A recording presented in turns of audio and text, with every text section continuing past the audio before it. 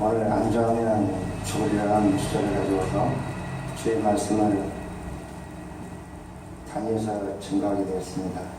짧은 말씀이지만 설교지만 증거하는 것이지만 이 자리에 모인 모든 우리 찬양교회 권속들이 작은 은혜가 되어서 지역 복음화에 큰 일꾼이 되는데 조그마한 지혜와 간증의 산 역사가 되기를 나사렛 예수 그리스도로 간절히 기도하옵나이다. 아멘.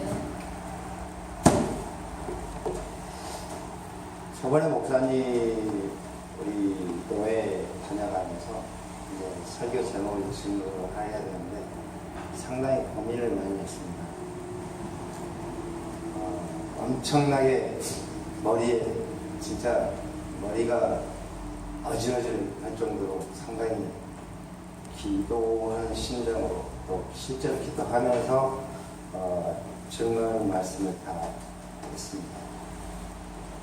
흔히들 이 말씀은 열심히 하라, 기도로 하는 것이 영혼의 호흡이라고 그러지 않습니까? 주님과의 그 호흡이 끊어지면 그 사람은 성도가 아닌 일반 교인이 되는 것입니다. 그러나 우리가 누구누구 성도님, 누구누구 성도님이라는 호칭을 붙여주는 것은 그 어떤 교회의 직분보다 아름답고 숭고합니다. 그러나 현재를 살아가고 있는 우리 예수 그리스도를 구주로 영접하고 구원받았다는 사람들의 100이면 95%는 현실에 안주합니다. 그리고 외향주의적 신앙생활을 살아가는 게 현실입니다. 한마디로 말하자면 교회가 크고 웅장하면 말씀의 증거 능력을 보는 것이 아니라 주님이 함께 하시는 은혜 속에 같이 생활하고 그걸 보는 것이 아니라 같이 화려하면 모든 것까지 화려한 줄을 압니다. 그러나 대한민국의 목사님들 중에서 100% 중에서 단 1%도 화려한 분, 영적으로 화려한 분을 못 봤습니다. 한 10년이 다 돼갑니다. 우리 장로교에서는 큰 별이 한 분 진 적이 있습니다. 그분이 임종 때 제가 갔습니다. 제 신학의 선배이기 때문에 나이를 따라서 그분이 하는 말, 야고 자네한테 부끄러운 선배의 모습을 보여주고 가서 미안해, 그 말 한마디 있습니다. 그 말은 그 옆에 어떤 전문계, 임종을 바라보는 전문계들이 다 들었습니다. 제가 기독교명이 야고입니다. 저는 어렸을 때부터 그분 밑에서 신앙생활을 했었습니다. 부산에서 천막교회에 살 때부터. 그러다가 또 2년이 돼가지고 또 이렇게 연결이 됐는데 헛되고 겁니다.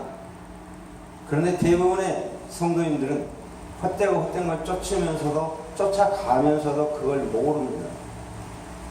주여 주여 하고 엄청 외쳐댑니다. 그러나 외치기만 하지 행동으로 실천을 못합니다. 지혜롭고 영안이 열리시고 말씀의 증거 능력이 주님께서 함께 해주시는 그러한 목사님, 교회가 작다는 이유 하나만으로 믿지 않는 자들에게 무시를 당한 것이 아니라 믿는 자들에게, 구원받았다는 영혼들에게 무시를 당하는 현실입니다. 저는 그래서 6월달에 MCF 총회에서 제가 설교를 하게 됐습니다. 지역 MCF 총회에서. 그때 제가 한 말이 이겁니다. 너희들 안주하면 죽는다. 안주하지 마라 그럽니다. 그러나 대부분의 성도님들은 안주를 하게 됩니다. 어디에 안주합니까? 말씀의 근거에서 안주합니까? 말씀 안에서 안주합니까? 전혀입니다. 외형적인 것은 말씀 안에서 거하고 말씀 안에서 안주한다 그러지만은 세상에 말씀, 성경이 일러주는 빛과 소금의 역할을 다하는 것이 아니라 세상이 말하는 빛과 소금의 역할로서 안주를 하고 있는 것이 현실입니다. 여기 우리 형제가 있습니다.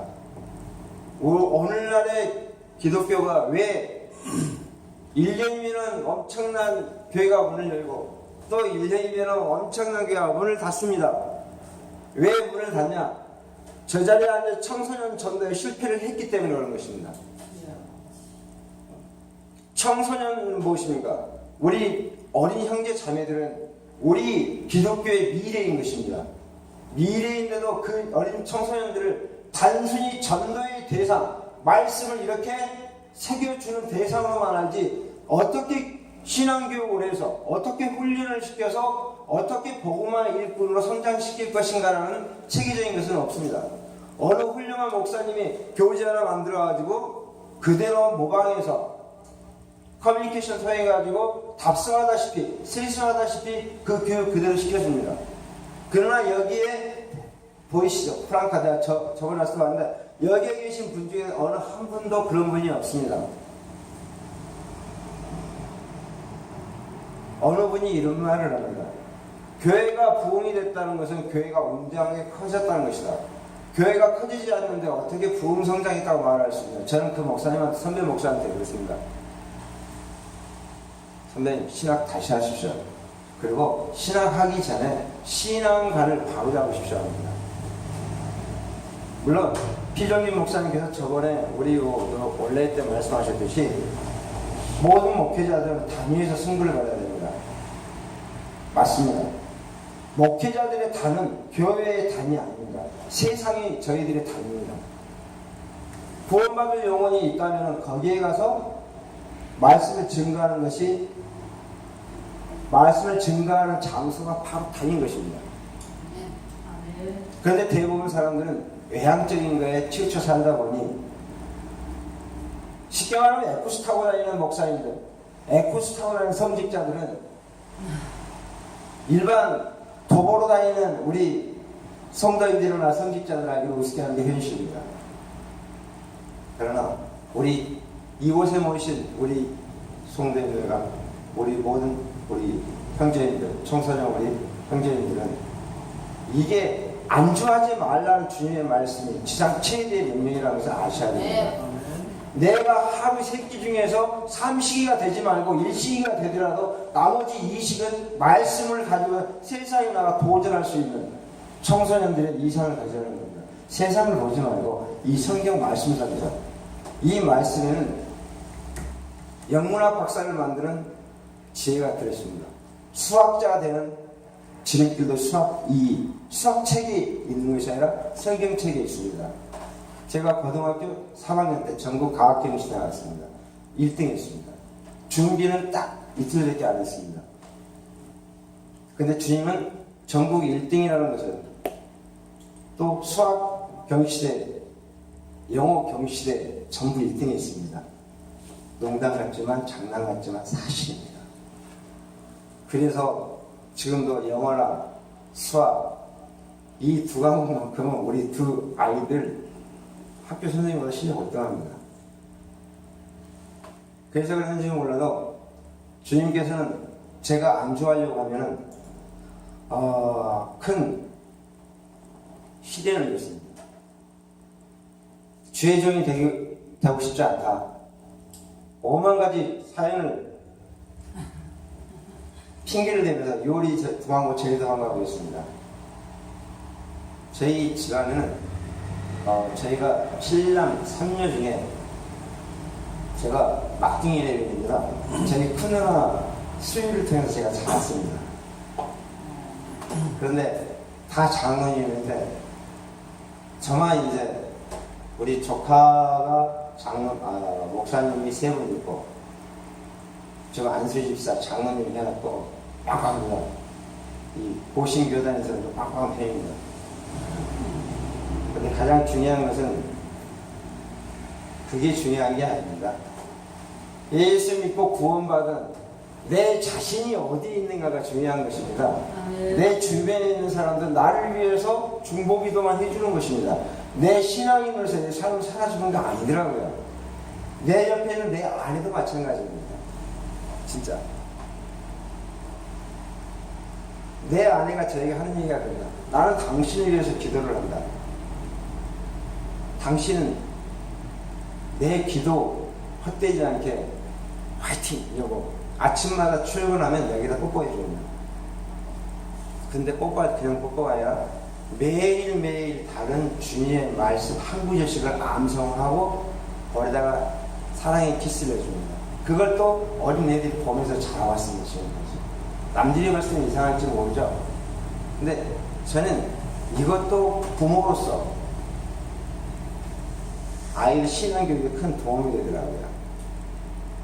잠깐 말씀이 옆으로 샜습니다. 그러나 옆으로 새든 뒤로 새든 위로 새든 주님이 다 알아서 해주실 겁니다. 그래서 저는 안주할 때마다 아픈 기억이 많다고 말씀드렸지 않습니까?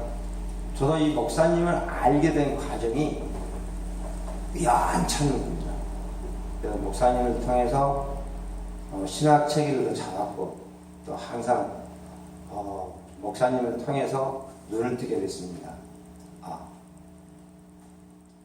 낮은 대로 임하소서라는 말을 저는 우리 노회장 목사님을 통해서 저는 내 인간의 마음이 아닌 내 영혼의 눈을 가지고 그걸 발견을 했습니다.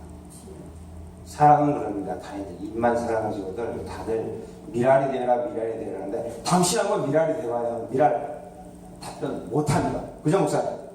왜인지 아십니까? 그건 외상주의 즉 외형 지상주의가 그만큼 우리 교회에도 우리 기독교에도 많이 물들어 있다는 겁니다. 저는 이런 것들을 타파하는데 앞장에서는 은사를 주셨어요. 그동안 제가 국내에 있을 때는 교회가 빈 교회에 가가지고 말씀을 증거를 꾸준히 했습니다. 우리 목사님은 저를 많이 기도해 주시고 걱정 많이 하셨는데 또 그 기도 덕분에 제가 그런 말씀을 증거할 자리를 바로바로 주님께서 연결을 해 주십니다. 그래서 제가 상당히 서두에도 말씀드린 것처럼 안주하는 죽으리라 그만 흘리지 마십시오. 무섭습니다. 한 방에 훅 갑니다. 세상 유행가 중에서 4.13 총선 때가 다음 로고송으로 나오다가 끝내 실패했지만 그런 거 있습니다. 우리 예수 믿는 사람은 제한이 없습니다. 한정이 없습니다. 땅에 국적을 가진 자로서 100세 인생 살았으면 우리는 영원한 끝이 없는 천국에 가서 살면 됩니다. 근데 왜 다들 이 세상에 그렇게 안주하려고 그렇게 미련들이 많으신지 모르겠어요. 물론 저희 아버님이 96세고 어머님이 98세세요. 어머님이 일본 오리지널 교포가 아니라 일본 여성입니다. 그래서 저를 아시는 분들 제 눈을 보면 압니다.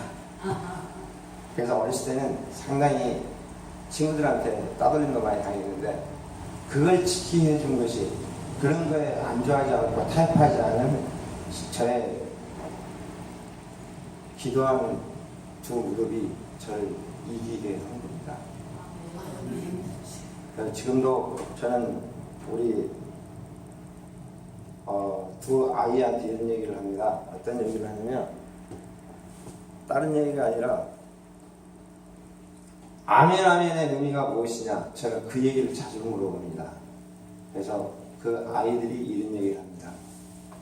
큰애는 카톨릭 간동대학 사회복지학과 대학원까지 이제 장학생을 나왔거든요. 지금 이제 내년이면 이제 3학년 복학합니다. 아멘을 각자가 보고 각자가 믿는 분량만큼 틀립니다. 근데 모든 분들은 그걸 설명을 잘 안 해줍니다. 교육을 안 시켜주고 무조건 아멘을 하고 그럽니다. 그러면 청소년 시기에는 다 튑니다. 그죠? 저 우리 큰아드님 저 가방에 보면 사이에 보면 이거 잭 있어요. 이거 코트 연결한 그거 검정거 한번 봐봐요. 그런데 우리가 이길 수 있고 승리할 수 있고 내일의 비전을 믿어 의심치 않고 최선을 다해서 주님 앞에 아멘으로 따라갈 수 있다는 것은 엄청난 특권임을 여기계신 모든 분들은 아셔야 됩니다. 안주하면 죽으리라. 우리는 가정생활